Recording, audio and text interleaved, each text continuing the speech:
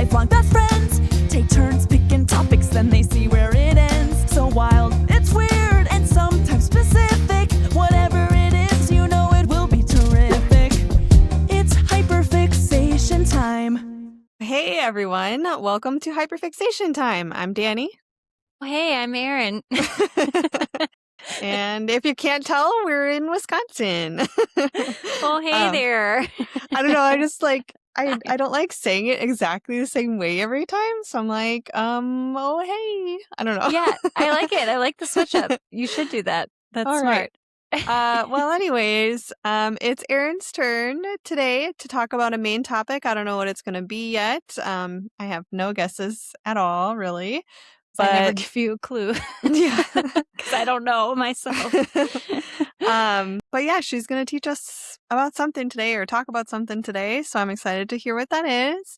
And before we get to that, we're going to catch up a little bit and talk about microfixations, which, if you're new here, is basically Erin's little made up term for our weekly hyperfixations, just something that we're interested in, or this week in particular, something we're doing or just interested in. So yeah.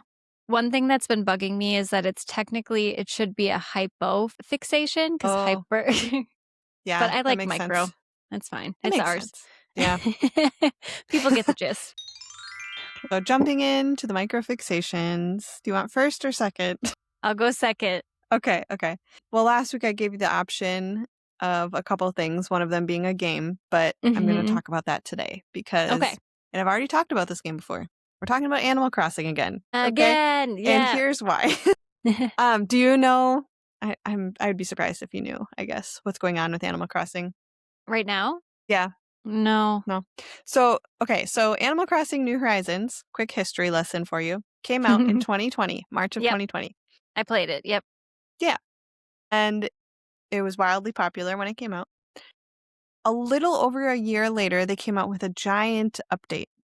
Oh. And the controversy was that when they released this update, they were like, this is the final update. Like, we're not going to update anymore.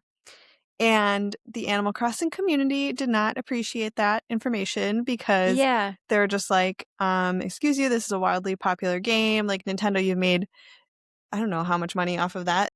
A lot, yeah. Yeah.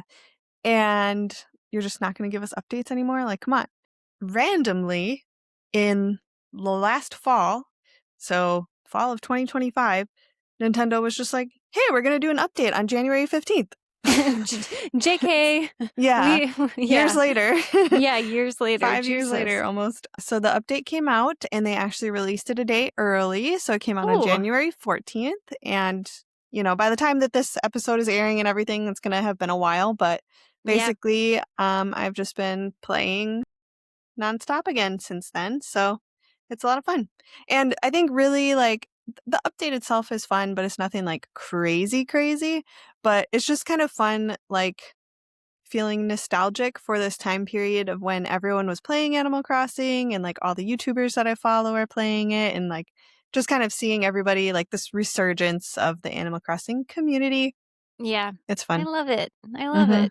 I know. It was fun. I remember like visiting other people's islands and stuff at that time, and it was like perfect for COVID times and everything. It was. So what are the updates? There are, some major ones. Like, the biggest thing about it is that they released like a hotel. And so basically the hotel is on your island, and you can like decorate different rooms in the hotel.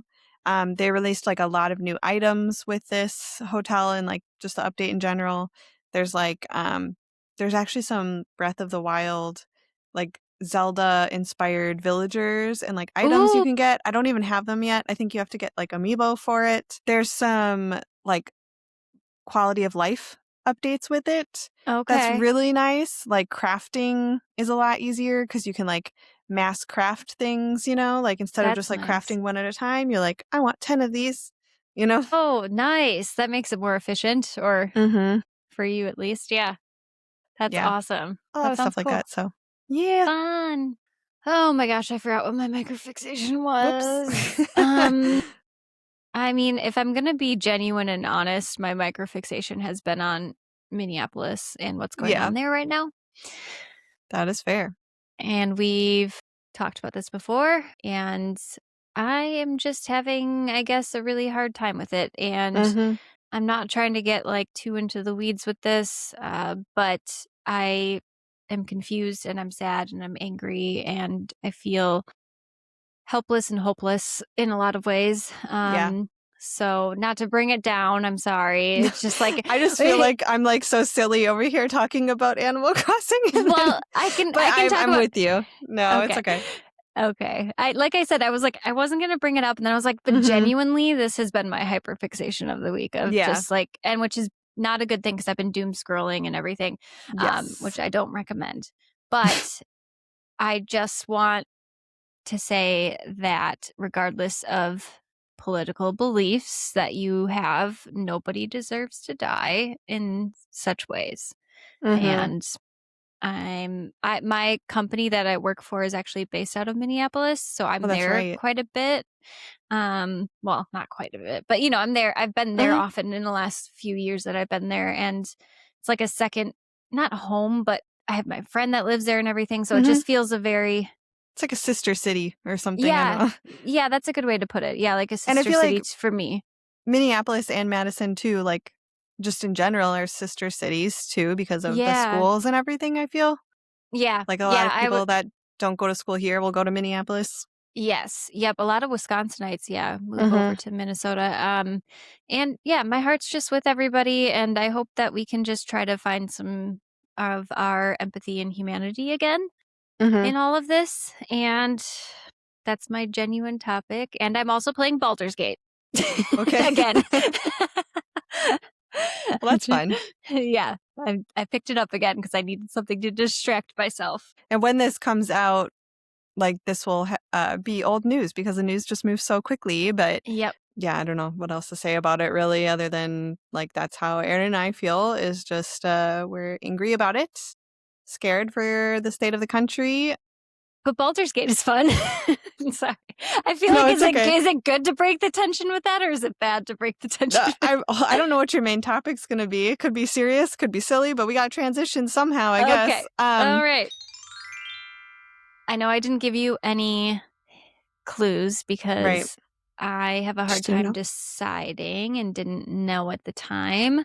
But this episode comes out a few days before Valentine's Day. That was going to be my guess. So it's going to be something Valentine's related. Really? Okay. Yeah. Because I was looking at the calendar. I know. I was like, I had like 3 different topics in mind. And then I was like, I have like half research on like 3 or 4 different topics right now.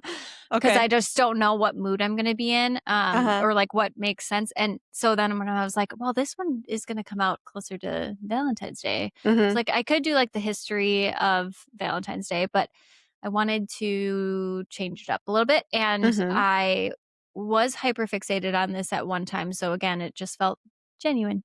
Can I give guesses or anything? Yeah. Give me. Is it gonna be love languages? Yeah, it is. All right. Nice. See, you're a freaking detective. You know every time. I'm like, I have no clue. It could be anything. I don't know. I don't think I've known every time, but well, I get at least close. Yeah, you get very That's funny. Close.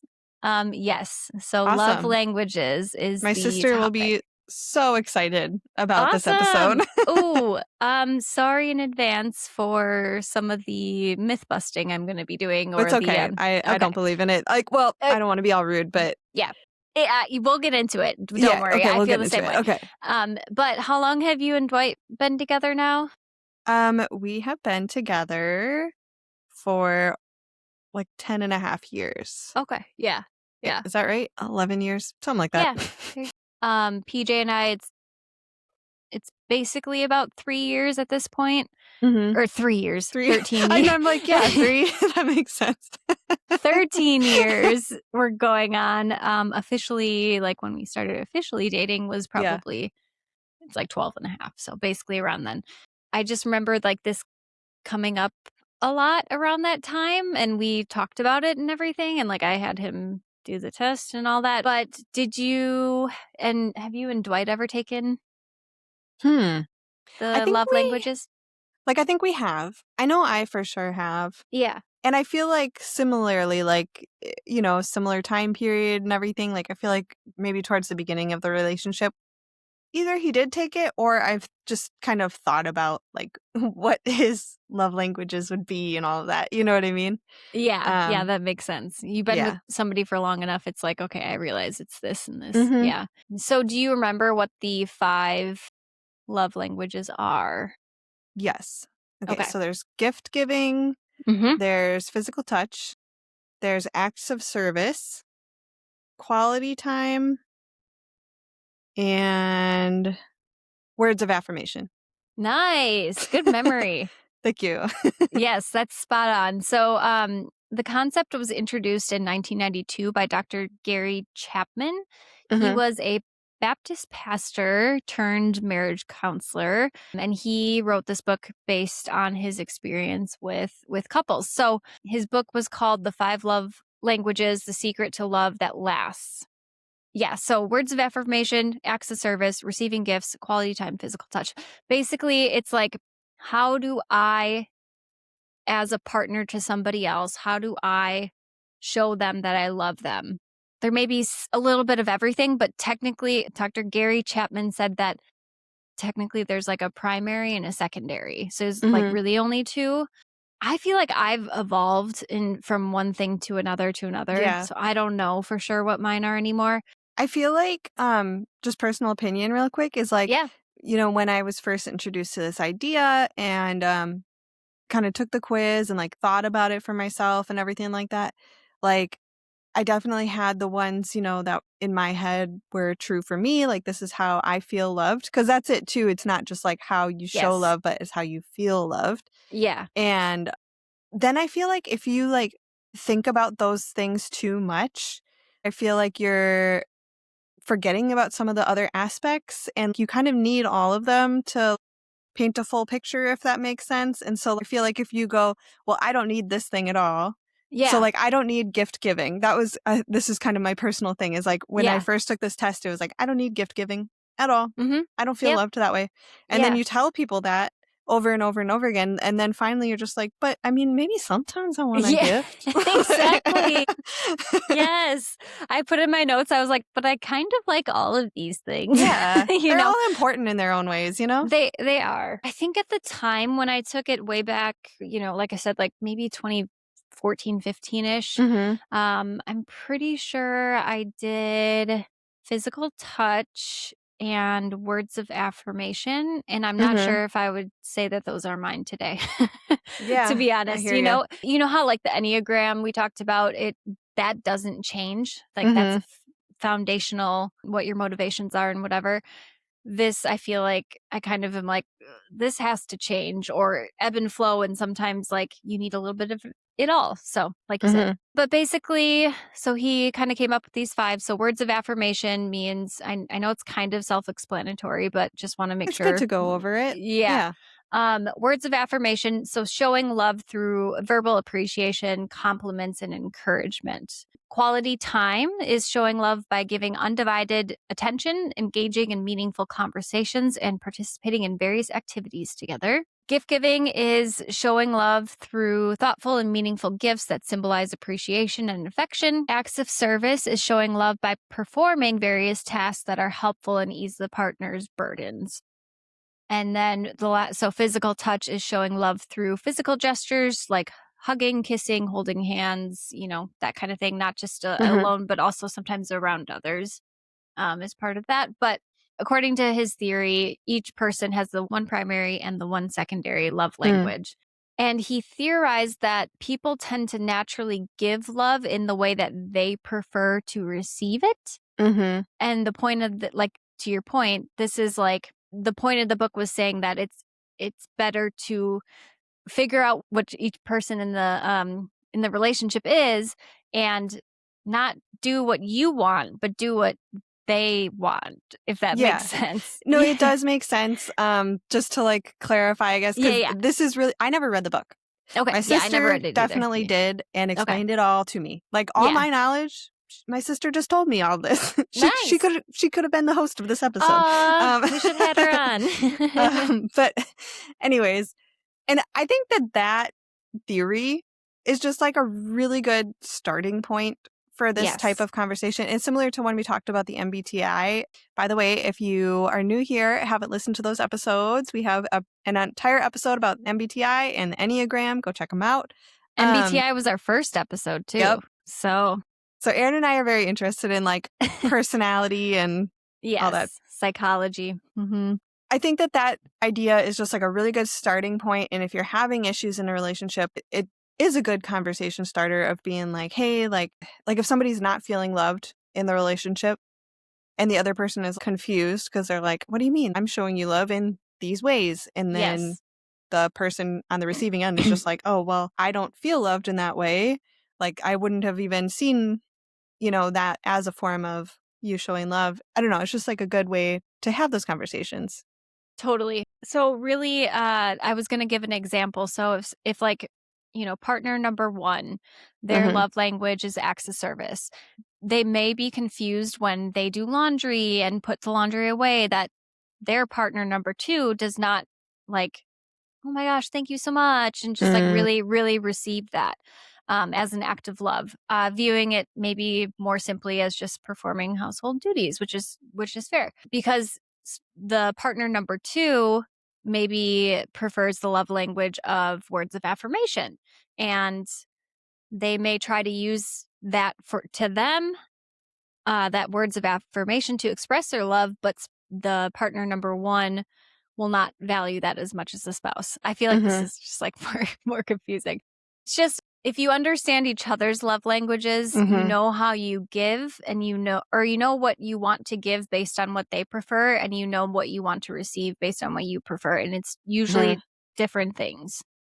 So I know one of PJ's is quality time, and he does not like it if I'm on my phone when we're watching something because he wants to watch it together, and I've worked on that. One of mine is physical touch. Again, I'm not sure if it's like as strong as it was when I first did this, but he's not a physical touch person, but he'll still know when I need a hug or when I need to just like hold his hand for a bit. And even though that's not something he prefers, he will do it because he knows that that's what I like, Yeah, and that's super important. And I'm happy to hear, like that he recognizes that and like that you recognize that quality time is his because, then you can practice the phone stuff. Like that's really why this is like a good conversation starter. Again, I don't know. Totally. What were your love languages? You and Dwight's? Do you remember? Or what would you say now, I guess? Yeah, good question. So I know words of affirmation is definitely a big one for me. And I don't remember exactly what my test results said or anything like that. I just know that's true for me. Yeah. Like I need you to tell me 50 times a day that you love me and think that I'm amazing, or I'm not going to believe it. Okay, so it's you know what I mean? Yeah, so it's in that way. Would you consider telling your partner, "Oh my gosh, you look very hot," or "That shirt looks great"? Do you think that that's words of affirmation? Totally. Or okay. I think that counts. And okay. Yeah, so like I need to be with somebody that's going to do that. And fortunately, thank you, honey, to Dwight, who listen. Like he is very good at that type of stuff of just like constantly lifting me up in that way. Aw. I figured he would be. Both of our guys would be pretty receptive of this stuff. Yeah. I'm trying to think of like what a secondary one was. Maybe like I feel like it's like I don't know, maybe quality time. I'm trying to remember. I don't know. Because, like the rest of them all almost feel slightly tied. I know that in the past, gifts was definitely not one. And I would say like that is almost my bottom. But like I said, I don't want to like get rid of it. Like if somebody, and this doesn't always have to be romantic, I guess I want to say. Like this can be like amongst friends or like family members and everything too. You know what I mean? But like if somebody does have like a thoughtful gift for you, like, yeah, that I feel loved from Feels that. good. Yeah. And then I would say for Dwight, like definitely physical touch would be the biggest one. And I feel like he does appreciate acts of service as well. Okay. Yeah, I think that even though I think physical touch would still be like my number 3 probably, but I would say acts of service. See, it's hard because anytime PJ gives me a compliment, I'm like, meh, you know? Like, Really? yeah, I can't You don't take it. believe it? I Oh, can't okay. take it, but I like hearing it. I don't know. That makes That's no funny. sense. I realize that. We just had this conversation where he's like, what can I say? And I'm like, I don't know. I just can't accept it for some reason, but I enjoy it at the same time. So that makes not a ton of sense. But I guess acts of service and probably quality time, but in the sense of just like, yes, I may be on my phone, but I can multitask. And I'm working on it. So you're saying that's a secondary for you is quality time? Okay. I would say, yeah. Because I do prefer, like, even if he's just like playing video games, and we have his office is downstairs and we have a TV in there. So if he's playing video games, I'll just like come down there and watch whatever show I'm watching at the time. And even that's like, we don't have to be talking or watching the same thing necessarily for my quality time. It's just like, I want to be around you, you know? No, like if you have a person that you can literally just like be in the same room with and it feels like you're alone, I feel like that's the ultimate honor. Yes. Do you know what I mean? Yes, totally. And I'm an Aquarius, which we are very we like our alone time and like just kind of some space. And we do have that too, Peach and I, even though we both work from home and we have for the last almost 6 years. You think that we get sick of each other, and there are days, but but like I still need he like just for some reason after all this time like recognizes that I need my alone time at the same time, but yet at the same time quality time is important to me too. I don't know. Like I said, this is all just like Yeah. I think we're going to get to that, with like the myth busting and everything like that. And nobody is just going to have just one because they're all needed. Important. Yeah, I think so. And yeah, like you mentioned, it may be the one's lowest on the list, but it doesn't mean that every once in a while you don't want that or something. Right. So this framework has become very popular and easy to share, and it got pretty popular around 2010 and 2013-ish. Again, Makes the book was sense. published in 1992. But in 2013, Oprah Winfrey endorsed it and kind of that made it take off.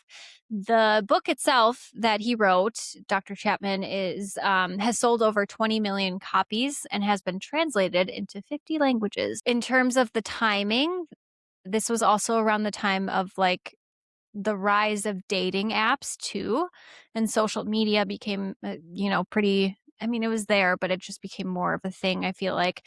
And even like with the hashtag love language or love languages, there's like over 2 billion views by 2022 with that hashtag on social media platforms. So it like took off essentially. Yeah. Even years after it was published. I could definitely see like on dating profiles, like people listing that as one of their attributes or something, like for sure. Love languages, acts of service. Yes. I don't know. Yeah, for sure. I feel like, I mean, again, it's like it's a starting point, I think. So, despite the popularity of this book, Chapman's credentials and viewpoints have faced some scrutiny over the years. For example, his doctorate is in adult education, not like a psychotherapy view. And he's a pastor as well, which led him to make these theories based on heteronormative couples as well. So that's part of the controversy too. Those perspectives from a heteronormative couple and works exclusively with heterosexual couples. I do have a question. Yeah. And I don't know if you'll know the answer or not, but like, is his book really coming at it from like a scientific perspective and like, we did these studies and blah, blah, blah. It's just like, okay, so it's more written. Erin's shaking her head no. Yeah, sorry. I forget it's an audio platform sometimes. No. But anyway, so it's more so just like his observations. Yep. Yeah. Yeah, because he was a pastor turned marriage counselor. So this is like the themes that he saw over his time in his profession. But again, like that's like it's probably a white, again, heterosexual couples. So it's not all inclusive. And when asked about same-sex couples, he said, I don't deal with all that. Oh, okay. So the one thing I was just going to say is like, in terms of that regard, like, controversial, like, okay, gross. But what I was going to say is like, it reminds me of the 7 wonders of the world that we were talking about, where it's like, you have this idea and you want to share this idea, and then you just like don't realize how big it's going to be, and that people are going to treat this like a science, even though it wasn't ever supposed to be like a science. You know what I mean? Yeah, totally. No, that's a good comparison for sure. I feel like the audacity of white men in general. Sorry, I'll take that out. But why not? Or keep it in. Okay, so whether intentionally or not, he has developed a framework that is typically gender specific. The book has received approval from many therapists, though some express some reservations. For example, Lisa Bobby, a psychologist, psychologist and clinical director of Growing Self Counseling and Coaching in Denver, notes that much relationship advice has become more inclusive since the publishing of this book. So we've evolved, we've gotten better, and I think that that's important. Also, it just reminded me of like when we talked about with the POTS episode with Katie, how the research isn't out there because it's like these minorities, women, that are the main people, or these in this example, minority, maybe they're not even minority anymore, but just like homosexual couples, you know? I don't know what you're getting at right now. Okay. I'm a little lost in thought. I just mean like it evolved over time. Like we're just learning about this stuff recently by including more than one demographic. And what are we learning about? Like what relationships mean, and like what are the important things of it and whatnot. Okay. Sorry, I feel I'm going to take this out. No, I'm just like, I just got a little lost there. No, I just meant like it reminded me of just research is done primarily in general across studies and like subjects and whatnot with like white. Got you. Okay. Yeah. And so I think that now she said that we've been evolving from this, but, you know, based on his book initially. I guess I would be really curious, like, are there studies that have been done since this book came out on the love languages? Like, people actually did the science now? Yes, Okay. we will get there. Because one of the other criticisms is that it's not strongly backed by research. Yeah, so really, actually, research hasn't shown that this approach actually helps relationships in a proven way necessarily. It's just some limited scientific evidence supporting the effectiveness overall. And again, his model was built on his own observations, not multiple variables and things to find a common footing, I guess. But anyway, there's little evidence that matching partners by their love language leads to a better relationship satisfaction. So just because you match love languages does not mean that that relationship will be successful necessarily. It might be. I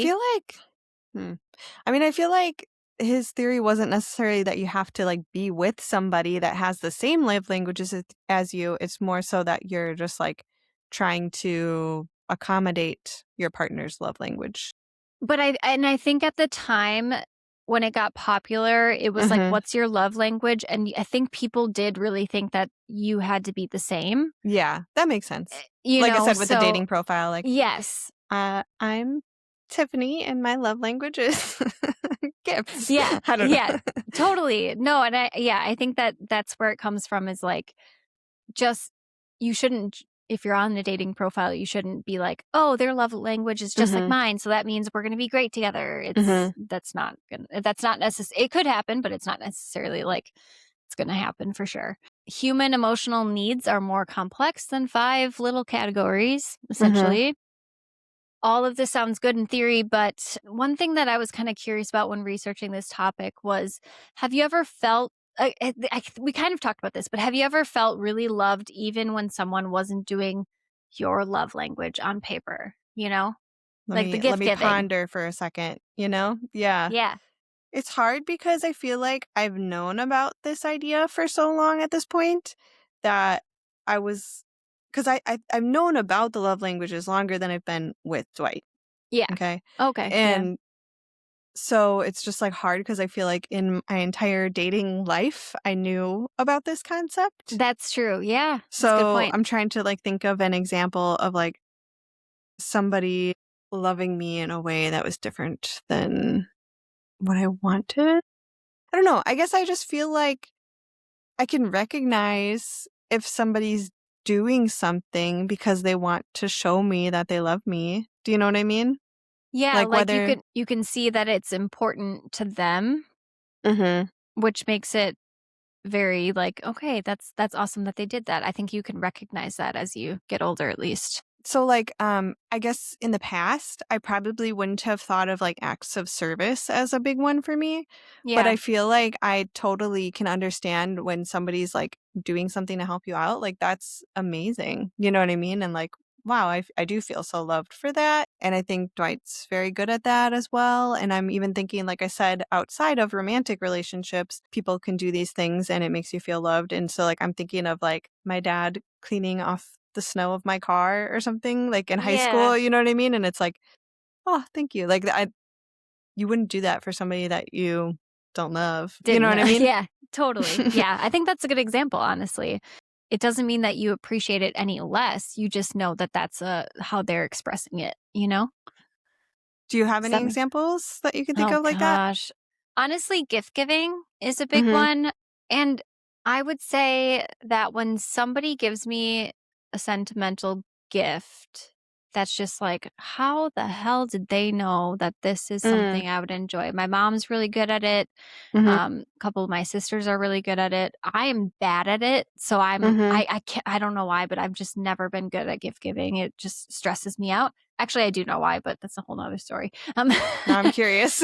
I think it's because I don't like wasting things and I want to Okay. get you something that you're going to use and I want to be Got you. sure of that. Does that make Huh? sense? Instead of just being Yeah. like, I think they would like this, even though that might be more sentimental to some people, I would rather know that it's not something that's going to go to waste and that they actually need it or like Mm-hmm. it or want it, you know? So my mom's really good at that. And I recognize it in the sense of like, it's not as important to me necessarily. Again, it feels great to get a gift, Mm-hmm. but like when it's a sentimental one where you're like, wow, then I'm just like, Mm-hmm. she's really, showing that to me. Mm-hmm. So I think that's the first thing I would think of gift Yeah, giving. it's a good one. And then I think, there's also on the flip side, if you've shown love and it just didn't translate the way that you hoped necessarily to other people, but Mm-hmm. we don't have to go through examples. Okay, can I actually give a juicy example here of Yeah. something really quick? So Yeah. I have an ex that really liked to do gift giving, and this is why I specifically was like, no, gift giving's not my love language, because he would send me like flowers or something, and then I just didn't really care about it that much. Like I kind of, it's like, oh, that's a nice gesture. But like Yeah. that's at the end of the day, like that's my reaction. Like, oh, thank you. Yep. Oh, yay. Yeah. And he wanted Thanks. me to be like, oh my God, thank you so much. Like, I just love it. I'm crying. I love these flowers. You know what I mean? Yeah, like And post that it would on just, social media. Such a good yeah. boyfriend or whatever. Mhm. Yeah. And so he would get really frustrated that I didn't have like a bigger reaction, Yeah, And then that makes that sense. pretty much is why I was like, oh no, like I don't like gift giving. And then I also was like, I don't want flowers. Like I don't like flowers. Hmm. And then after a while, it was like, well, sometimes I want flowers. Well, yeah. I know what you mean. I definitely know what you mean. It's like, it's not that important, but also it's like, it's nice to be thought about Yeah. outside of, I don't know. So, what relationship science shows matters more, essentially, is what I then looked into. So, this is more research based, and specifically with a relationship scientist, Dr. John Gottman. He came to the conclusion, based on, again, scientific research, that small bids for connection are what counts the most. So healthy couples respond to the little attempts that their partners make to connect throughout the day, like sharing a funny moment or opening up about something personal. I would agree with that. Yes. This actually was like a big TikTok trend for a little bit recently. Was it? Okay. Yeah, Like the bid little theory. thing. Yeah. Oh, okay. And people would like so basically somebody would like record, their partner unexpectedly, and then they would just be like, it got transitioned from the bid theory to be called the bird theory. It was like an accident. And this is why, because basically people would be like, oh, like I saw the craziest bird today. And then you need to get a reaction out of your partner. And like their reaction basically says like how much they love you. Cause it's like, if they're just go like, okay, and they're just like on their phone, like that person doesn't love you. You know what I mean? And everyone in the comments would be like, break up with him or something. You know what I mean? Dump him. Yeah. But like, I didn't really see that much. But usually what I saw was like the partner being like, really? Like, what did they look like? Like being really interested in what the person was saying. And like, that's like a sign of connection, essentially. But also, like, if birds aren't your thing, it's going to be like, oh, cool. Glad you saw yeah, that. And I don't think it was always like the bird. It just kind of evolved because I think people like started misreading it. That's so funny. I didn't know that. Gosh, you're so good at like TikTok. Good at it or addicted to TikTok. Who knows? I mean, it's been better. Don't worry. There are worse things. Okay, so the other thing that he found, Dr. John Gottman, is that positive interactions outweigh the negative. So basically, you have to make sure, or he suggests that for every one negative interaction with your partner, there should be 5 positive ones. So you're in they don't like cancel each other out necessarily. So you're supposed to like measure that in your relationship? It's what he said, that stable relationships tend to have more positive moments than negative ones in general. So I'm not saying it's like you have to be like, I'm going to tick this, make this. But it's like if you start noticing that you've had more negative reactions or, interactions, I should say, and it becomes like pretty apparent, then that's maybe not the best relationship. I don't know. PJ and I don't really like yell at each other, fight necessarily. Yeah. We get mad at each other and like get frustrated and probably say things that we don't necessarily mean, but like we've never been ones to be like, and this is no judgment, this is just him and I, but just being like yelling or any sort of like blame, I think too. It's like we both come to the table with trying to understand the other person's perspective. I'm not saying my relationship is perfect by any of this, just so you know, but I just mean like, I think that you would notice if there's more negative than positive. Yeah. Do you have anything about that? No, like I think it just sounds like, that's what good communication is. And I would agree for my relationship as well. Like yelling is not good communication. Okay. Yeah. No, it's true. Yeah.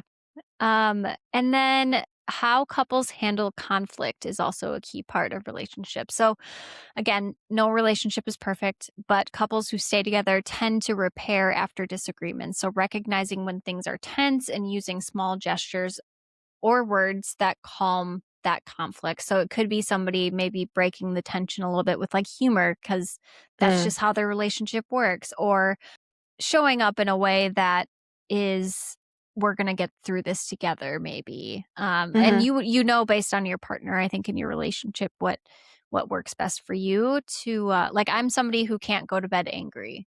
Well, I have, but I don't like to, because I will keep spinning in my head about everything. So how we handle conflict, we know that about each other, that like, this is how I need to repair this part before we can move on, Does that make sense? I feel like I'm not making sense. You're totally making sense. I always feel like I'm not making sense. Yeah, you do. Man. I just don't really have anything to add, I guess. That's okay. So at the same time, so again, it's not research based necessarily, this 5 love languages that came out of the book and everything, but can it still be useful to the point that we've been making? Yes, it can be. And it has some limits though. So thinking in terms of love languages can spark those conversations about how you and your partner show care.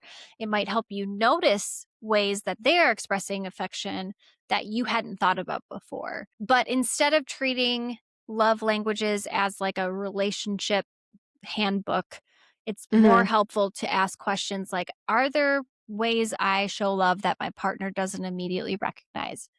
Do I really pay attention to how my partner feels valued beyond a label?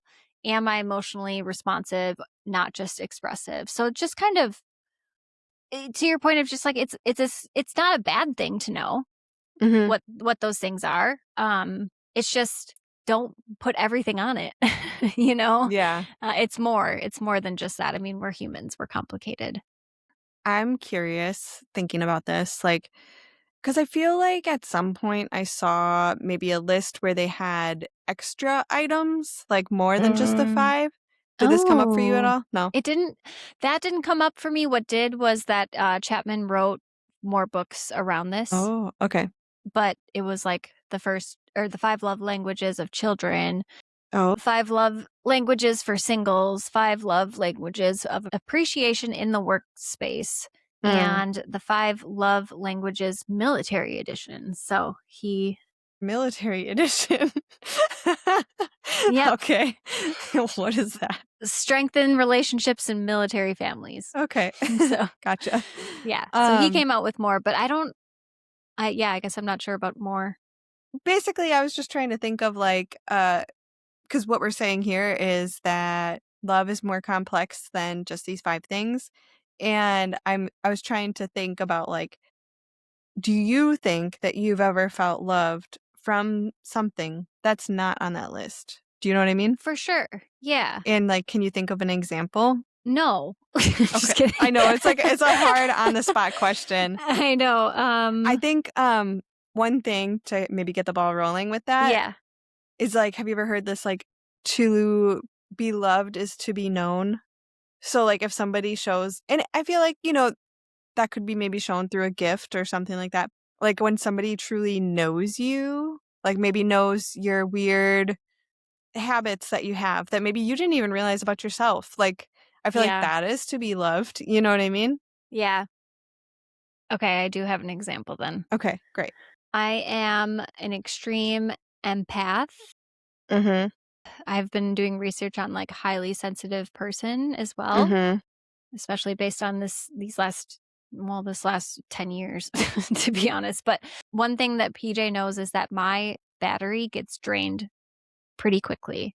Mhm. And so when I come home from a long weekend and I have a great time, it's not saying anything bad about these like people that I'm around, but when I come home and he's already cleaned the house and then he's like he knows I like to lay on the couch. So like he'll have Mhm. the couch all set up and ready for me because he knows I need to like decompress and just Mhm. like I can't do much else. So doesn't necessarily, I guess it's kind of acts of service, Yeah. would you But say? like I would But like say more nuanced, like yeah, more, exactly. yeah, more specific to me. Mhm. What about you? Do you have one? I would say like if like Dwight will make sure that I'm like eating. Oh, 'Cause yeah. I will just not do it, and it's not necessarily 'cause I'm like, "Oh, I forgot." It's like I'm just busy and, like, I'm determined to do something else or whatever it is, like so, yeah, he'll just, like, make sure that I'm fed and hydrated because if I'm not, then 1, maybe I'll become super hangry, but 2, I get migraines, and so, like, yeah, just always on migraine alert, so I feel like those are good examples of that. Yeah, for sure. I think it gets like you get to know your partner that you find like the specifics of Mhm. some of these. When you were talking about like are there more than the 5? So I looked it up. So there is some research that expands on Chapman's idea to include emotional, so like empathy and support and intellectual sharing ideas, Mm. I like styles those. yeah, me too, along with activity, appreciation and financial needs. Love is complicated. So the bottom line, love languages are fun and can open a doorway into deeper communication, but they're not a scientifically proven formula for relationship success. What really matters in these lasting relationships is how people respond to each other emotionally, build that trust, communicate, and nurture connection day by day. That's it. Happy Valentine's Day. Happy Valentine's Day. Are you guys gonna do anything for it, do you think? We usually never do, to be honest. Same. Do you guys? No, not at all. And I would say my son's birthday is like right after Valentine's Day, so I heavily associate them with each other now. That makes sense. Yep. You're more preparing for that, I'm sure. It's a Hallmark holiday, but it's also fun. I get it too, you know. Mm-hmm. Do you want end? Great job. I enjoyed that. I feel like it's on brand for our podcast, and definitely like let us know in the comments if you know your love language or if you feel like this is all garbage. I don't know. There's like a balance. Like I don't want to poo-poo on it, but it's just like, yeah, sure, take it with a grain of salt, you know? It's just interesting to talk about. Yeah, for That's sure. how I feel about it. Yep, definitely. And I think just the idea of like the misalignment, I think is interesting and important for a lot of couples to think about. Anyways, for next week, I feel like we just keep being similar. I'm gonna still stick with my topic. Okay. I don't really know how to give a clue for it. I'm gonna say that it's gonna be timely, but not about Valentine's Day. What else happens in February? No. Leap day? Leap year? Yeah. Fun fact, I actually used to date somebody that was born on a leap year. Oh, really? So they're like... But they were born on February 29th, yeah. Yeah, so they're like 10 right now, actually. No, Yeah. I'm just kidding. Pretty much. Yeah. So that you can look forward to for next week. But this was a lot of fun. Thank you, Erin, for informing us. And again, let us know in the comments what your love language is. Let us know something that you want us to talk about on an episode. What's your hyperfixation? Let us know, I don't know, just how you're getting through these dark times that we're living through, because we did touch on that this episode as well. And I think, one thing that we briefly talked about is like you were not sure if you could even record today because of how heavy everything is. And I think everybody just don't let them take our joy. We need to keep doing the things that you love, and just sitting around and wallowing is not going to change anything. So don't let them steal your joy. Yes. Like Mr. Rogers says, also find the helpers. Yeah. Look for the helpers. Look for the helpers. Be a helper.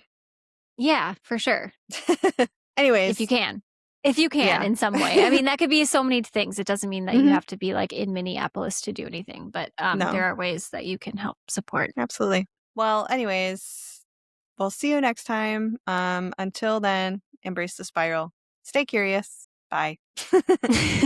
Bye. The end.